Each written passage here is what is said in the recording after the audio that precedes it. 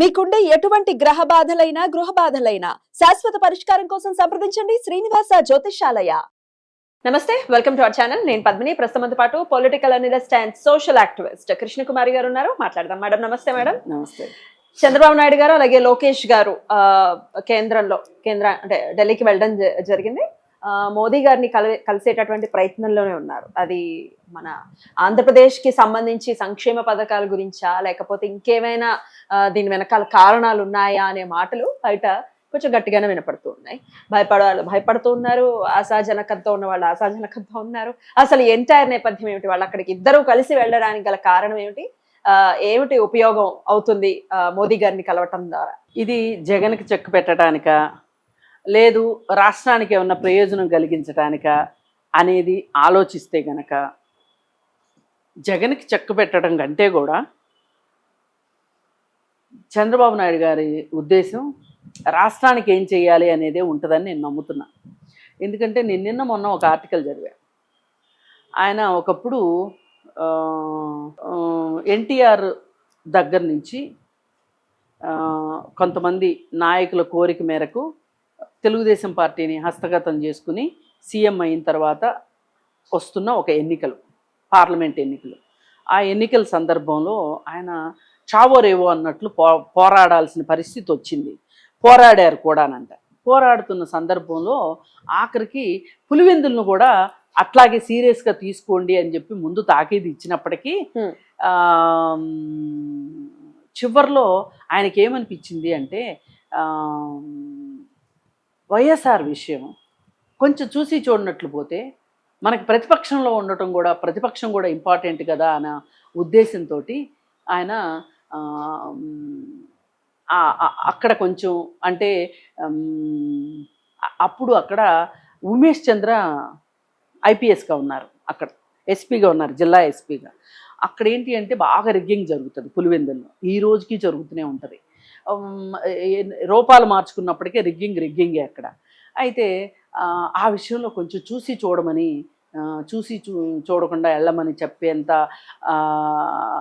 చెప్పారు అని చెప్పి చాలా సీనియర్ పీపుల్ చెప్పినప్పుడు నాకేమర్థమైంది అని అంటే ఇప్పుడు కక్షల కోసం వెళ్ళే కంటే కూడా రాష్ట్రాన్ని బాగు చేసుకునే విషయం మీదనే చంద్రబాబు నాయుడికి దృష్టి ఉంటుంది, అభివృద్ధి మీదే దృష్టి ఉంటుంది అని చెప్పి నాకు అనిపించింది. ఓకే, మరి అలాంటి పరిస్థితుల్లో జగన్మోహన్ రెడ్డి గురించి చెప్పాల్సిన అవసరం ఏమీ లేదు. ఎందుకంటే జగన్మోహన్ రెడ్డి జీవితం తెరిచిన పుస్తకం. అసలు ఆయన జీవితంలో ఇంకా చూపించడానికే ఉంది. 16 కేసులు, 16 నెలలు జైలు, ఇప్పుడు కొత్తగా కొన్ని కేసులు, ఆయన మంత్రివర్గంలో పనిచేసిన ప్రతి మంత్రి మీద కేసు, అన్నిటిని మించి లిక్కర్ స్కాము కనిపిస్తానే ఉంది కదా. ఇది ఇప్పుడు ముంజేతి కంకడానికి అర్థం ఎందుకు అన్నట్లు మన చెయ్యి మనం చూసుకుంటానికి అర్థం కావాలా, లేకపోతే ఎవరైనా చూసి చెప్పాలా? అక్కర్లేదు కదా, కనపడుతూనే ఉంటుంది. ఇంకా జగన్ గురించి చెప్పాల్సిన అవసరం ఏముంటుంది? అందుకని చెప్పి పైగా పోనీ వాళ్ళ అధికారాన్ని కాపాడుకుంటానికి వెళ్ళారు అనుకోవటానికి కూడా లేదు. వీళ్ళు సుస్థిరంగా ఉన్నారు. 165 సీట్లు ఉన్నాయి వీళ్ళకి. పోనీ 165లో పవన్ కళ్యాణ్ కానీ బీజేపీ కానీ ఇద్దరు వాళ్ళ సపోర్ట్ని విత్డ్రా చేసుకున్నా కానీ గవర్నమెంట్ ఏం మైనారిటీలో లేదు. మరి ఏమీ లేనప్పుడు పోనీ వీళ్ళ మీద ఏమైనా కేసులు ఉన్నాయా, ఆ కేసుల గురించి మాట్లాడుకుంటానికి వెళ్తున్నారా అంటే వీళ్ళ మీద కేసులు లేవు. ఇలాంటప్పుడు ఇంక ఉన్నదేంటి, ఫైనల్కి మిగిలింది ఏంటి అంటే ఒకటే విషయం, అది ఈ రాష్ట్రానికి సంబంధించి వాళ్ళు ఇస్తానన్న వాగ్దానాలు ఏవైతే ఉన్నాయో, ప్రామిసెస్, వాటి గురించి మాట్లాడడానికి వెళ్తున్నారు అని అనుకోవడం తప్పితే వేరే ఏమీ అనుకోవటానికి లేదు. ఇప్పుడు ఈ రాష్ట్రానికి సంబంధించి చాలా ప్రామిస్లు ఉన్నాయి. ఆంధ్రప్రదేశ్కి సంబంధించి పోలవరం, అమరావతి 2 పెద్ద విషయాలు ఉండనే ఉన్నాయి. మన రైల్వే స్పెషల్ జోన్ కావచ్చు, లేకపోతే ఇంకొకటి కావచ్చు, జిఎస్టీ విషయం కావచ్చు, ఇట్లా రకరకాల విషయాలు మాట్లాడాల్సిన విషయాలు ఉన్నాయి. నిధులు విడుదల చేసే విషయం ఉన్నాయి. వీటన్నిటి విషయంలో మాట్లాడడానికి ఢిల్లీ వెళ్ళుంటారు అని అనుకోవాల్సిందే తప్పితే ఈ మనం ఇందాక మాట్లాడుకున్న కారణాలు అలాంటి అవసరాల కోసం మాత్రం ఢిల్లీ వెళ్ళారు అని అనుకోవాల్సిన అవసరమే లేదు. ఎందుకంటే వాళ్ళు సుస్థిరంగా పరిపాలిస్తున్నారు. ఒకవేళ భాగస్వాములు మేము మా సపోర్ట్ని మేము విత్డ్రా చేసుకుంటామంటే కూడా వాళ్ళకి సరిపడా బలం ఉంది. అందుకని అనేది లేదు వాళ్ళకి, ఏ రకంగానూ ఇది లేదు. పైగా జగన్మోహన్ రెడ్డి గురించి అస్సలు చెప్పాల్సిన అవసరమే లేదు. పైగా అలాంటి కక్ష సాధింపు చర్యలు కూడా ఇతని విషయంలో ఉండవు అని చెప్పి ప్రతి వాళ్ళు మాట్లాడుకుంటారు. కాబట్టి ఏంటి అంటే కేవలం రాష్ట్రం కోసమే వెళ్ళారు అని నేను అనుకుంటున్నా. కాకుండా ఇప్పుడు ప్రతి ముఖ్యమంత్రి ఇదివరకు ఢిల్లీ వెళ్ళేటప్పుడు, ప్రధాని కలవటానికి వెళ్ళేటప్పుడు ప్రెస్ మీట్ పెట్టి మేము ఎందుకు వెళ్తున్నాం అని చెప్పి ప్రెస్ మీట్ పెట్టి వెళ్ళేవాళ్ళు. మళ్ళీ వచ్చిన తర్వాత మేము పలానా అడిగాము, పలానాటికి ఒప్పుకున్నారు, కొన్నిటికి ఒప్పుకున్నారు, కొన్నిటికి ఒప్పుకోలేదు అని ప్రెస్ మీట్లు పెట్టి చెప్పేవాళ్ళు. ఈ ఆనవాయితీ కేసీఆర్ కానీ జగన్మోహన్ రెడ్డి కానీ ఏ రోజు చేసిన పాపాను పోలా.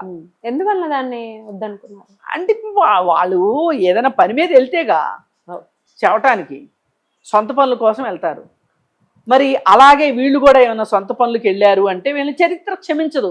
చంద్రబాబు నాయుడు కావచ్చు, లోకేష్ కావచ్చు, వాళ్ళు ఎంత గొప్పోళ్ళన్నా కావచ్చు, ఈ రాష్ట్రం కోసం నిలబడితేనే, ఈ రాష్ట్రం కోసం ఏమైనా చేస్తేనే మళ్ళీ అధికారంలోకి వస్తారు, లేకపోతే కష్టం. ఆ విషయం చంద్రబాబు నాయుడు గారు తెలియదు అనుకోవడానికి కూడా లేదు.